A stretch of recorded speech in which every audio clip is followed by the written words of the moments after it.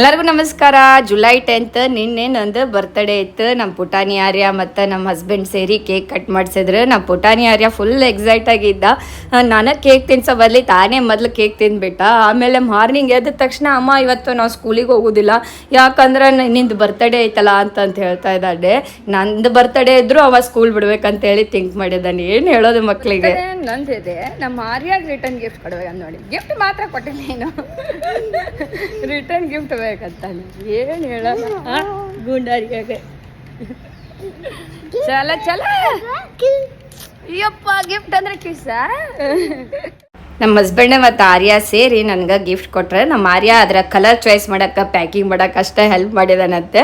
ಏನಂದರೆ Google ಫಿಟ್ಬಿಟ್ band, ಇದು ತುಂಬ ಚೆನ್ನಾಗಿದೆ. ಈ ರೀತಿ ಕೈಗೆ ಹಾಕ್ಕೊಂಡಿದ್ರೆ ಅದು ನಮ್ಮದು ಸ್ಟೆಪ್ಸ್ ಆಗಲಿ, ನಮ್ಮ ಹೆಲ್ತ್ ಎಲ್ಲ ಟ್ರ್ಯಾಕ್ ಮಾಡುತ್ತೆ. Sleep, stress level, heart rate ಎಲ್ಲನೂ ಟ್ರ್ಯಾಕ್ ಮಾಡುತ್ತೆ. Definitely worth. ನೀವು ಯಾರ್ಯಾರ ಬಗ್ಗೆ ಹೆಲ್ತ್ ಬಗ್ಗೆ ಕೇರ್ ಮಾಡೋ ಹಂಗಿದ್ರೆ ನೀವು ಅದನ್ನು ಕೊಡ್ಬೋದು.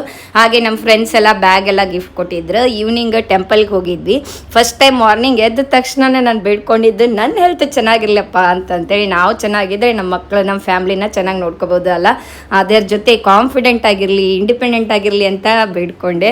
ಆಮೇಲೆ ಅಡುಗೆ ಮಾಡೋದಿಲ್ಲ ಅಂದರೆ ಖುಷಿ ತಾನೇ ಯಾರಿಗಾದರೂ. ಹೋಗಿ ನಮ್ಮ ಫೇವ್ರೇಟ್ ಫುಡ್ ಎಲ್ಲ ತಿಂದು ಚೆನ್ನಾಗಿ ಎಂಜಾಯ್ ಮಾಡಿದೆ. ಈ ದಿನ ಸೂಪರ್ ಆಗಿತ್ತು.